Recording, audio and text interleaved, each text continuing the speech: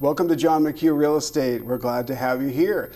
We are coming back with Deb Feldman, Realtor, and we have been working and talking about the home selling process from beginning to end. Glad to have you back, Deb. Excited to be back. That's great. We last finished up, we were talking about the whole home selling process from meeting the seller right up until the time that you put it on the market and you start the marketing and advertising and get all that together. And now I'd like to ask you, you get an offer. What happens the moment your listing gets an offer? What do you and the seller start to discuss? So after I do my little dance, because I'm so excited for my seller, Sure. and they've gotten an offer, so I present it to the seller. I don't present it to the offer. I present it to the seller. And typically in this market, and I'm sure you're experiencing it too, John, it's usually not just one offer. It's usually multiple offers. And one of the things that I do is before I set up a time to meet with the seller is I put it in spreadsheet form. So I print out every offer, just the offer pages. I don't waste a lot of paper.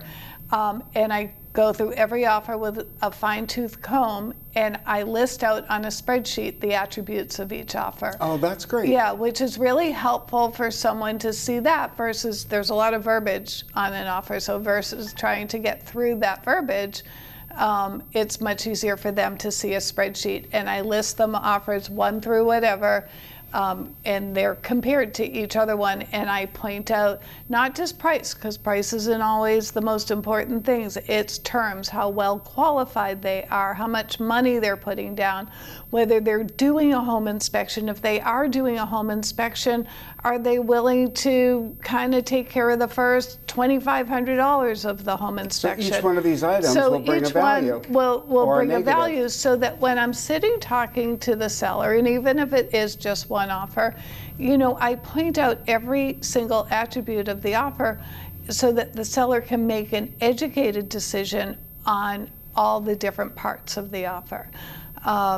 Closing date, whether they're willing to rent back, all those are important factors in an offer. And each one would be different depending upon your own client and the potential buyer. You said the closing date. Some people they've already moved. They've already purchased another home, and their home might be empty, and to them the closing date might be one of the more important factors. Exactly. Somebody else might just be starting their search, and they have an accepted offer on their home, but they want 3 months. So all of those items would bring a value or less of a value to any particular seller. So that's good. But to put it in spreadsheet form is the ultimate, so that people can sit down and look at everything that you actually have received in writing. Because that's another thing where people will say, oh, we got an offer. And I'll say, well, they mentioned it. They said it verbally, but that really isn't an offer. It would have to be something that's completely in writing that we are able to accept with consideration or what have you. So that's good. All right, so you accept the offer with the seller. They choose one of your multiple offers, which is good. If anyone's going to bring multiples, it's you. Right. And they'll choose one of those. So after that, let's assume that it's a traditional offer that might have a certain amount of financing, a finance contingency of, say, 20%. They're going to take a mortgage for a part of it, or let's say it's 80% mortgage or what have you. The mortgage right now is really varying up and down depending upon what's coming and who's taking it. We're seeing more cash offers or what have you. We'll assume there's a mortgage contingency. Let's say there's an inspection contingency. And so right after you accept the offer, what's the next thing that you'll tell your seller when they say, what's our timeline, what's next? Yeah, so just to backtrack one second. Also, every offer either comes with a proof of funds, meaning that they've got cash in the bank to pay for it, or a pre-approval. So, good point. But depending on how many offers there are, I'll go back to the offers that I think are most valuable and probably the one that the seller's going to pick, or I'll take a few of them, and I vet every pre-approval. So I call up the lender. I make sure that it's a valid pre-approval. I make sure that these people are well qualified so that there's no mystery down the road. So just to give you that little bit of security that, Good to be prepared. Otherwise, it's just a piece of paper, right? Exactly. Smart. Exactly. So once you've accepted an offer, it used to be that if a buyer was doing a home inspection, they would have 7 days. Lately, if they're doing a home inspection, I really push for them to turn it around in 2 or 3 days. The least amount of time that we keep it off the market, the better off my seller is. So I encourage the buyer to, or the buyer's agent, to get the home inspection done right away. I attend, this is kind of a controversy, but I attend the inspection. I don't know what you do, John, but I do attend them. They say if you don't attend it, what you don't hear, you don't have to disclose. But let me tell you something. If there's mold in the attic or there's a major problem with the electrical, if it doesn't happen in this home inspection, it's going to happen in the next one that it's going to come up. Those things just don't miraculously go away. So I attend the home inspection. I don't say a word except good morning, how are you? I listen. I follow around and I listen and I take notes for the seller. So the seller's sitting on eggshells, at the coffee shop. So I can report back and say, hey, I think these are the things that might come up. These are things they might request, or it was a great home inspection.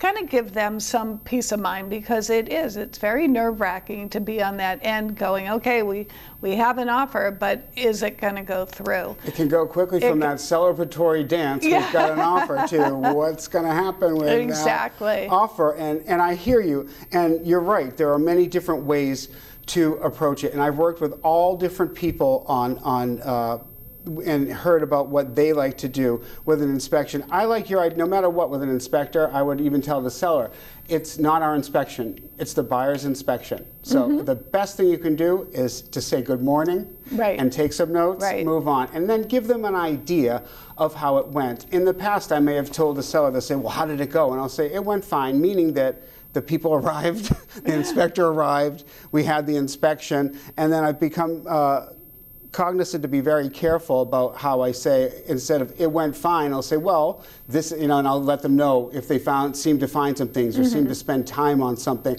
or if it was more compliments. But saying fine, I think that sometimes they've interpreted that as the house is fine. So it's a delicate situation. That's why when you said looking at an offer under a microscope and making sure we look at all the details, the terms, and the price. We want to do the same thing with the inspection, make sure that we are clear with all of it. And so then you settle the inspection, whatever issues come about from that. You'll discuss it with the seller and go back and forth. Is that right? Yeah, no, we'll discuss it with the seller. One of the advantages also of going to the home inspection is oftentimes it's a very litigious country. So oftentimes the home inspector will say, listen, there's a double tap on your circuit breakers, but I see this all the time. It's not a big deal, but you will see it in the report. So then when they come back and they say, seller needs to repair the double tap, I'll go, wait a second, that's not so.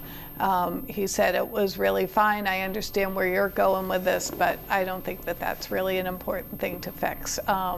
So once they send us a list of what their concerns are, I discuss it with the seller, and we come up with what they're willing to do and what they're not willing to do.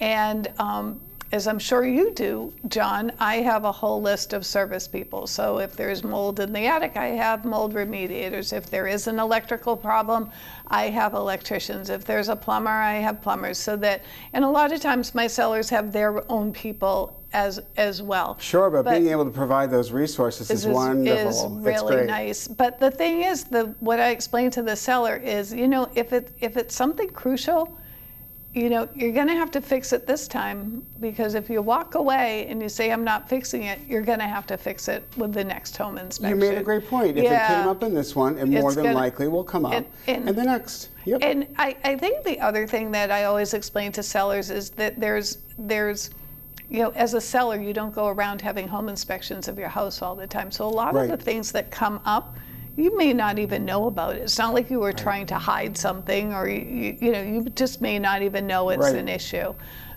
So I try to make them feel better about the fact they're like, oh, I maintained my house, to the top, and look what they found.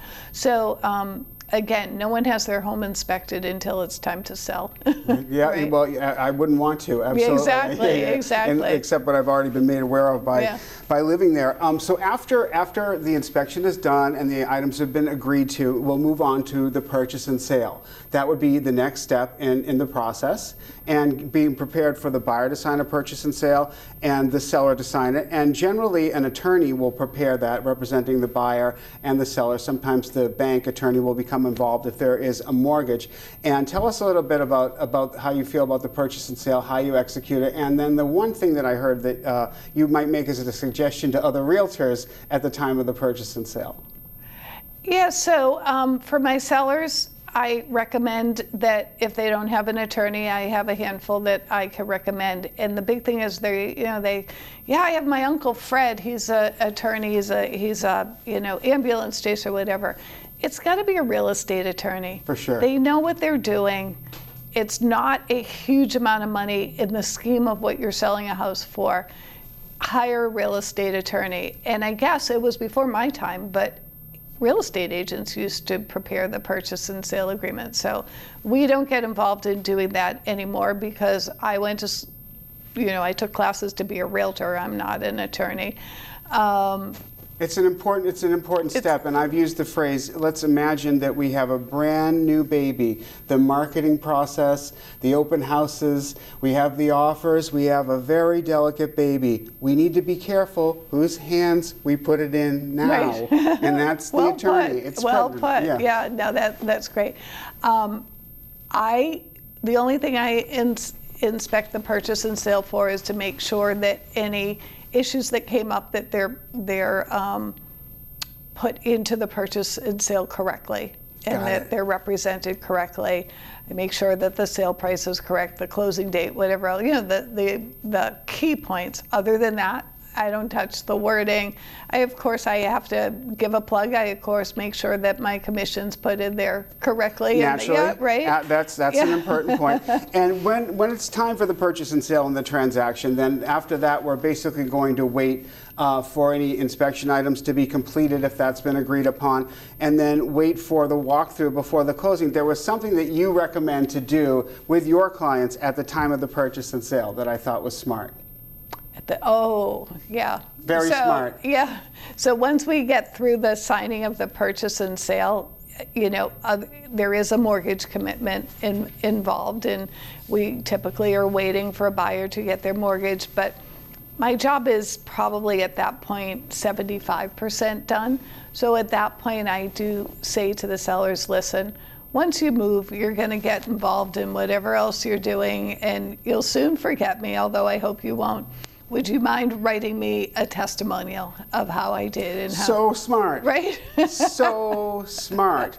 I thought that's such a great thing that I learned from you, because the testimonials are so important to us, and we so often forget to ask for them. So to ask for it at the time of the purchase and sale, we've just had a good offer, we've already settled the inspection. I thought that's a super smart tip. That's really good. It's a smart tip for us. I think if behind the scenes, John, I would say to you, do I always do it? Sometimes I do, sometimes I don't. I don't always remember to ask for it. But it is a way of reassuring other sellers that they can read my testimonials and say, hey, you know what, these people really liked her. I think she's a good fit for us too. Important, and you have a good set of testimonials. You've done due diligence and been very thorough. I try. I lag sometimes, but I try. So then Debbie gets her testimonial at the time of the purchase and sale, and then that's done. We get that signed up, and then we're headed toward the closing. We'll make sure that those things that were agreed upon to be done are done, and we'll come in for the final walkthrough, which is not like an inspection, but it's similar. And want to talk a little bit about the walkthrough before the closing?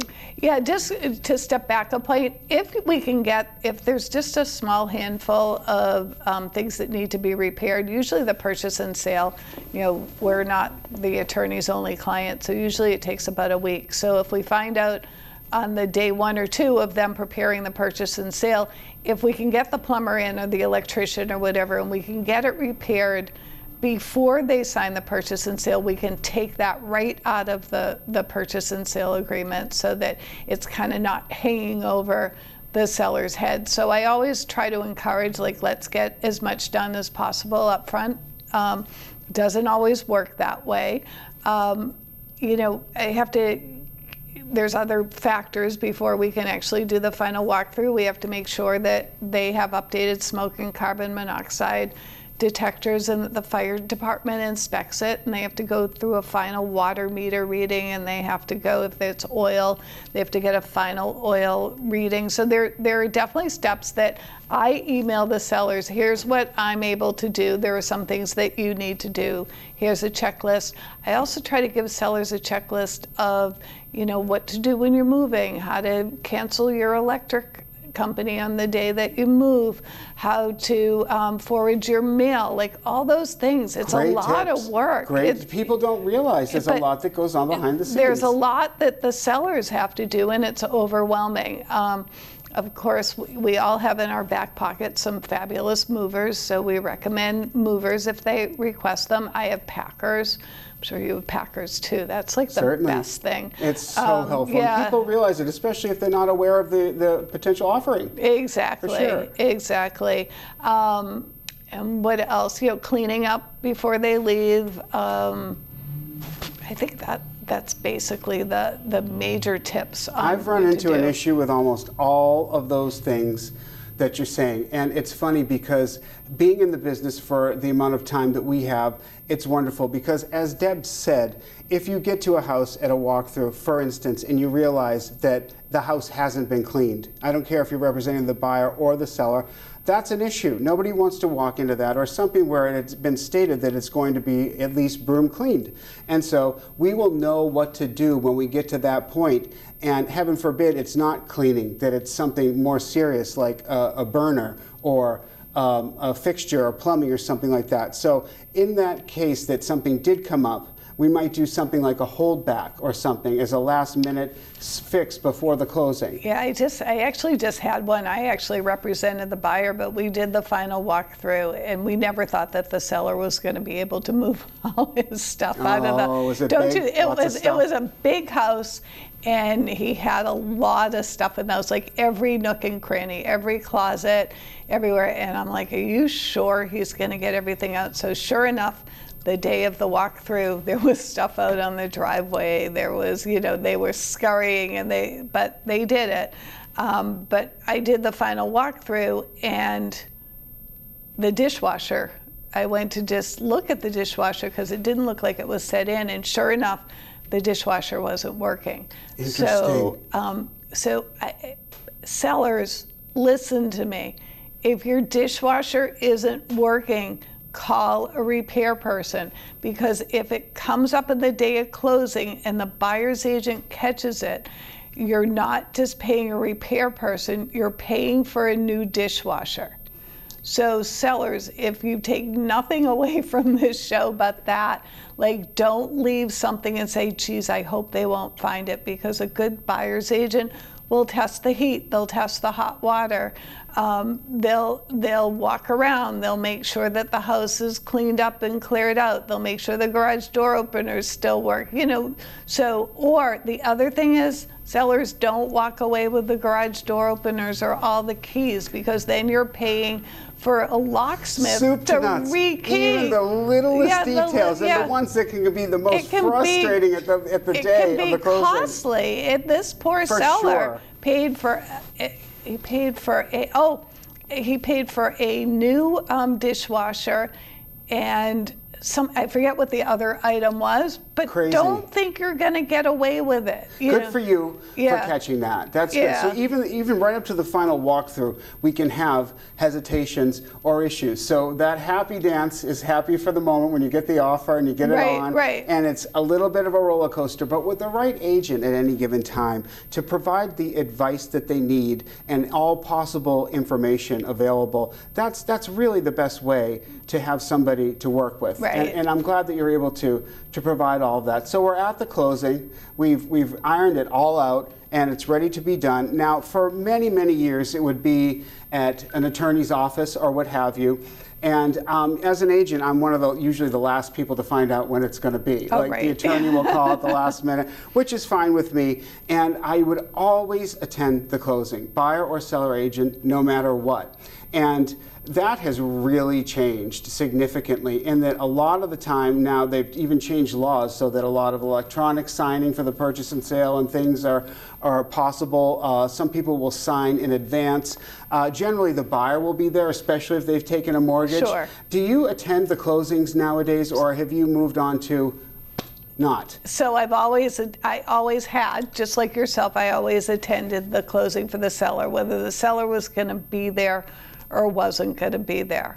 Always. And I sat there with my iPad. I would do some work or whatever else. And there was nothing that I did that was of any importance at that point. The walkthrough is important, and I have always attended the walkthrough. But the actual closing, COVID changed that. I don't know if it changed it for you, but for sure. I didn't even get to go with my buyers to closings, which was really sad because of COVID. Or you'd be standing out in the parking lot in 20-degree weather, shivering while they're signing out in the parking lot because they couldn't be inside an office signing because of COVID. What do we do at closings? Very little or Right, nothing. right. But to not be able to be there It was- with especially with the buyer's clients. I mean, it's the summary of the whole thing, and Right. just to be there in case something does come up. Right. Where's the key to the house? Anything. Exactly. So it has changed. So we're attending fewer closings. We are attending fewer closings. The only time that I will attend a closing is if the walkthrough, there's an issue. And Right. then I think it's my I know it's my responsibility to represent the seller at that point. So I will go to the closing, I'll sit in the office, I'll be the eyes and ears for my seller to hear if there is an issue, how are we going to rectify it. But if we go through the walkthrough and the agent says, this is the best walkthrough I've ever been to, or it's perfect, or we're happy, or whatever, there's really no reason. A lot of times, you're right, the attorneys for the sellers aren't going to the closing either. They've Right. already, all the documents have been signed.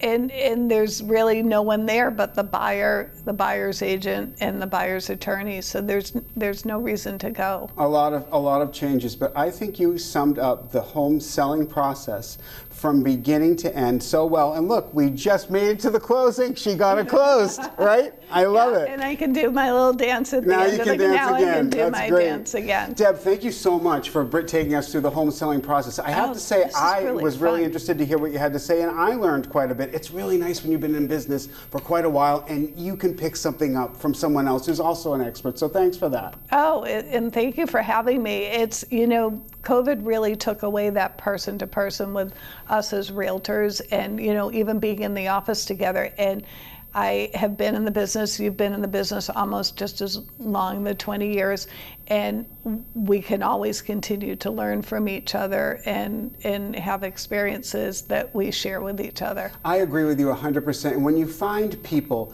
that you really get along with, and I don't mean just through a transaction, but people that you meet in the office and that you're sitting with in the office, I think that makes a job that's great even better. So I've got some questions for you that came in via email and for some viewers that I will read to you if I may, if you're up for that. Absolutely.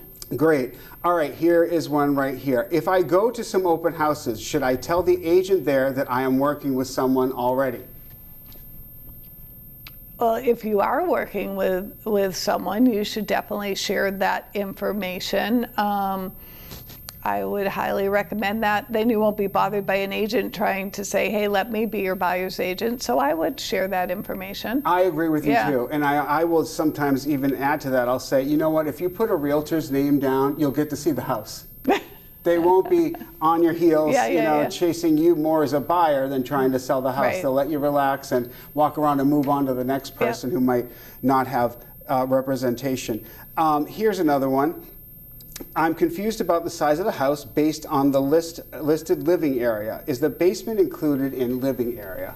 Oh, really good question. So, I don't know about you, John, but I've always wanted multiple listing to make it a standard. And they're doing a little better job. So if you add the square feet, you're allowed to say it includes the finished basement, and multiple listing automatically calculates what part is finished basement and what part is the main level or the main two levels. So it has to be disclosed now, is basically what my answer is. Got it. And I think it's good when it's separated or disclosed, because a lot of people come from different areas and they base it on price per square foot, which is great for a New York condo square foot, but not in Framingham, Natick, Wellesley, because that basement, if it is finished and not included or included, and you're not required to put it, some people do, some people don't, some people separate it. I think that what you said is exactly right. Having it all one way is best, because price per square foot can be very difficult outside of that if we're talking about living areas. So thank you for that question. How far over the asking price do you suggest I make an offer in order to get the house? That's a little bit of a popular and vague question. Yeah, that's a tough one. So what I've been doing for my buyers is, and I know we're not supposed to plug our company, but our company, Coldwell Banker, does a market report. So I will include everything that's sold in the last 6 months that will tell the sale price and the list price, so that a buyer can make an educated decision as to where this list to sale price winds up. Exactly. Very smart. So, and then I have to tell you guys, in this market, it's a shot in the dark. If you get one person that has lost out on listings and has put in offer after offer, they could put like out of the field, like, you know, a home run price, and they just don't care. It's shocking. It's shocking. And she's not exaggerating. This is exactly what has happened. I mean, how many hundreds of thousands over we've seen on some, only to hear that they lost out. Right. So if someone is at their wit's end, and then, you know what, you put your best foot forward, and I always tell my buyers to do that, put your best foot forward. You put forward what you think the house is worth to you, and if you don't get it, there's no crying in baseball, so you just move on to the next one. That's right. How much would you be willing to lose it at? Exactly. That can be tough. That's great advice. I really thank you for answering those questions and for being with us here today. And I want to thank you for joining me again on John McHugh Real Estate. It's always great to be here and offer our thoughts and advice and have a casual conversation about the market and the market in general. And thanks again to Deb Feldman. Thank you for having me, John. Thanks for joining me. This was really fun. Deb.feldman@anymoves.com. If anyone wants to reach, or feel free to reach out here to the studio. We'd be happy to get you in contact with Deb. And we look forward to seeing you next time on John McHugh Real Estate. See you then.